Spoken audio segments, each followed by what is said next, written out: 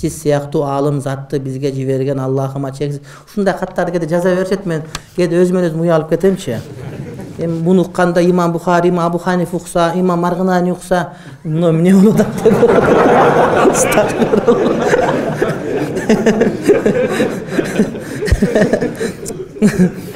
Аллах разы болсун. Жакшы күмөн жакшы дейм, жакшы күмөн кылып атышат. Эми кандай алым, эми кандай алым болот? Астагфирулла. Эки учурда намаз окуганга болбойт экен. Күн чыгып келе жатканда жана күн батып жатканда. Ушул убак канча мүнөт болот дейт. Бул боюнча жанагы намаз убактылары деген муфтияттын чыгарган календарында жазылынган.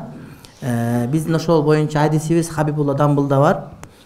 Ошол кишиден барып тапсаңар болот, же сатып алсаңар болот. Календар 2017-18 жарай берет. Башында мукаддиманы окусаң кириş сөздү ошол жазылынган. Менчи саналуу эле мүнөттөр. Индеистерге дават маселеси кандай болуп калат? Ислам кандай жетет, абалы кандай болот алардын дейт.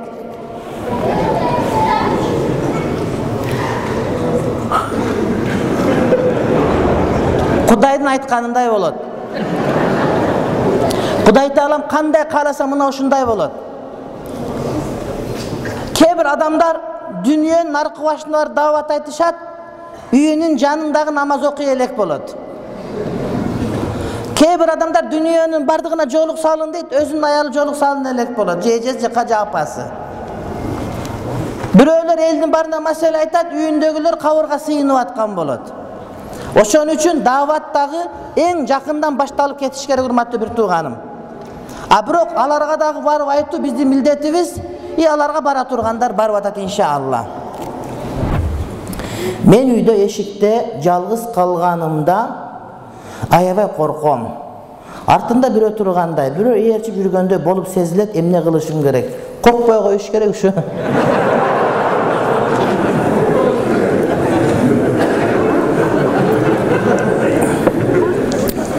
Неден коркасың? Намаз оку, Куран оку, дем сал өзүңө. Апам келинчегимди жактырбайт. Жашоодо көп кыйналам. Кимисине жан тартышымды билбейм. Апам айтса, мен аны кетирейинби дейм. Аялым айтса, чыдап кой дейм. Бирок ачыгы кыйналдым. Аялым анча иш кыла албайт. Тили узун. Апама каяша айтат. Эмне кылсам болот? Апам да аялым да намаз окушат, экөөнү тең катуу сүйөм дейт. Кол жазмам жаман такыр оңдой албай койдум, кечирес дейт. Кечиребиз албетте. Бирок кыргызчаны оңдоп жазганга үйрөнүш керек, бул маданият. Муну урматтуу бир туугандар, эмне деп айтабыз биз? Аялым менен сүйлөшүп отуруш. Илгери бир байдын кызы кембагалдын баласын жакшы көрүп калыптыр. Байдын кызы кембагалдын баласын жакшы көрүп калып. Бала сулуу экен, красавчик экен, сүйүп калыптыр. Анан байдын иш кылышты билбейт экен. Палит, кир, ушундай, тамак кылганды билбей, чайнектер капкара болуп кеткен. Анан байдын баласына, кембагалдын баласына карап отуруп айтыптыр, бир күн ооруп калыптыр. Эмне ооруп десе, ушул чайнек капкара кир болсо көргөндө эле жийиркен ооруп калам. Анда эмне кылайын? Баланы сүйөт да. Апам ошону кум менен жуйт эле жакшылап, жылтырап калат эле деп. Анан кыз ошентип жана сүйгөн үчүн кум менен жуп, чайнек жылтырап калып, бала жакшы болуп калыптыр. Анан 4 күндөн дагы кыйшайып калды. Эмне болду десе, ушу жана апам тамакты кечинде ачык койбойт эле, бетин жаап коет эле, тамакты азыраак жасайт эле, ысырап кылбайт эле. Ошентип отуп үйрөтүп алыптыр. Ошо саңа урматтуу бир тууганым кеңеш. Ушундай. Сен сүйсөң, ал дагы сүйдүргөнгө аракет кыл, анан дагы жекече жолуксаң, айтып берем дагы бир некелерди иншалла. Фиктивный брак кылса болобу? Российский паспорт алганга дейт. Бул деген нике кыйылбайт, жөн эле никеге турду, заказ кагаз алды, нике болду деп анан эки жакка кете берет. Ошон үчүн анан кийин эме алат деген сөз. Ага акча төлөп берет деген сөз. Хила деген сөз да. Айла деген сөз. Айла жок, бирок I love you дейт анын жогун.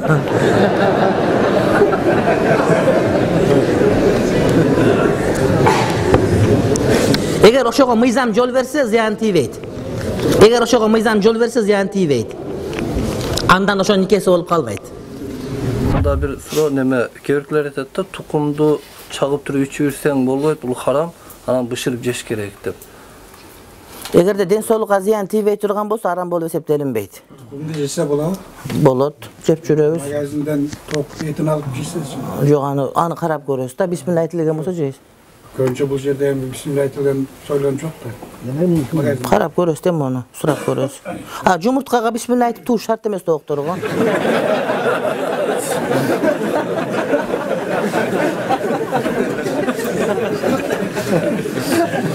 Бишкекте адал жарманкеде ана менден сурайт анан жумуртка адал дейт. Мен айттым, "Эмне жумуртка адал деп тоокторуңа жоолук салдыңар же эмне?" десем, "Жок, жөн эле айтып атат."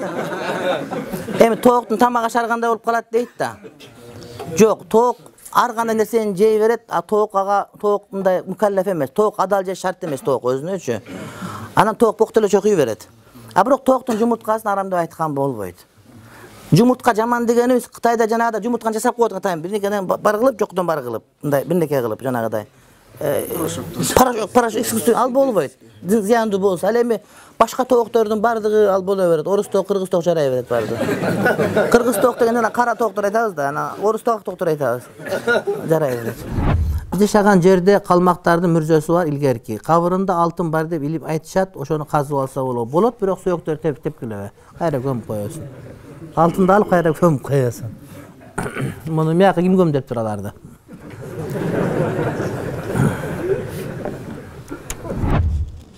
Мен ырдаганды жакшы көрөм.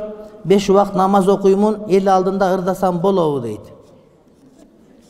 Эгерде музыка кошулуп алса, жалаң эжелери болсо, ошолор ырдап берсеңиз болот, эгер жакшы болсо. Анан эркектерге ырдасаңыз, анан бирөө сиздин үнүңүздү жакшы көрүп калып, алып качып кетсе эмне кылабыз? Мисалы үчүн да. Анткени айтат го, жанагы шопурдун аялы жок, артисттин ери жок дегендей кылып ала түшүнбөйт да. Сиз намаз окуйсуз, анан созолон мурдап калсаңыз, нары бери басып калсаңыз, дини жок бирөө алып качып кетип калышы мүмкүн да, жаман да, Кудай сактасын. Ошон үчүн эркектер ырдап берген болбойт. Аялдар ырдап берсеңиз, музыкасы жок болсо жарашат, анан болбосо сабыр кыласыз. Анан ырдап бериңиз, кайнатаңызга, атаңызга, күйөөңүзгө, балдарыңызды тизип алып ырдай бересиз каалашыңызча. Мына сүрөт боюнча жооп бердик.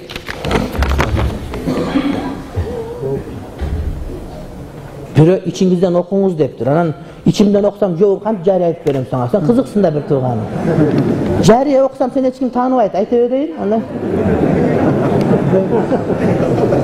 Койдун жумурткасын жесе болобу? Жеп алган болсо, билбестен эмне кылыш керек дейт. Макру. Макру.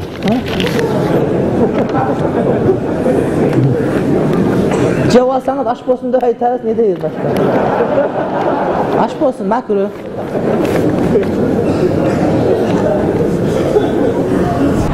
Мен 2 жылдан бери балалуу болбой жатам, дуа кылып коюңчу дейт. Rabbana hab lana min ladunka zurriyatan tayyiba innaka sami'ud du'a. Allah Taala жакшы перзент берсин баарыбызга. Балалуу болуш үчүн күйөөгө тийиш керек. Анан балалуу болот. Кээде бойдогу адамдар деле дуа сурай берет. Балалуу болуп алайын, дуа кылып коюң деп. Эркектер да ушундай. Анан ошо бала төрөгөнгө дагы убакыт бөлүш керек. Чоң жашаш керек. Үйлөнүп алып эле бул биякта жүрө берсе, сен күндүз базарга, бул түндөс базарга кетсе, дагы адамдар төрөбөйт анда. Жашаш керек. Кандай гана дуа кылсам да тескерисинен болуп атат. Анда тескериси оңоран болуп калат. Эгерде кыз сурай берсең, уул берсең да уул сурасаң кыз берет экен сеники. Сен ошундай кыл. Дуаң тетери кабыл боло турган болсо. Кара, кандай гана дегени бул толук деген сөз да. Кандай гана дуа кылсам да тескерисинен болуп атат дейт. Ынтымак сурасам ызычуу, ден соолук сурасам оору, кененчилик сурасам тартышчылык, дуа кылгандан коруп калдым. Тескерисин кылсаң, оң келип калат бардыгы. Мындай тууганым, тамаша. Дуанын кабыл болушу 3 түр менен билинет. Биринчиси, сен сурайсың да Кудайдан. Сураганың өзүн берет. Кымыз сурадың, кымыз берди. Башка бирөө кымыз сурады, ага суу берди. Анткени кымыз бес ичип алса да беле көтөрүп өлүп калат болчу. Булага суу жакшы. Ошого ага өзүнө жакканын билбейт дагы, жакканын Кудайын билет да. Сен кымыз сурадың, өзүнчө кымыз жыргайын дедиң. Жок, сен судан жыргайсың деп буга жанагы жумгалдан чыккан судан берди. Отетиги эмелеген судан берди. Бирөө кымыз сурадага кымыз дагы суу дагы берген жок. Кыяматта буга Кавсар сактап койду Кудай Таалам. Ошон үчүн дуа кылганда дуам кабыл болду дебеш керек. Дароо кабыл болот, ордуна башканы берет, же сактап коет кыямат. Анткени ошол сен үчүн жакшыраак болот деген сөз да. Сенин бардык көп калгансың болгону, кымызың да сууң деле турат. Сен кыяматта Кавсар көбүрөөк муктажсың. Демек ошондо берет. Айтор дуа эч качан жанагыдай эмеде калбайт. Дуа эч качан эмнеде калбайт, урматтуу бир тууганым.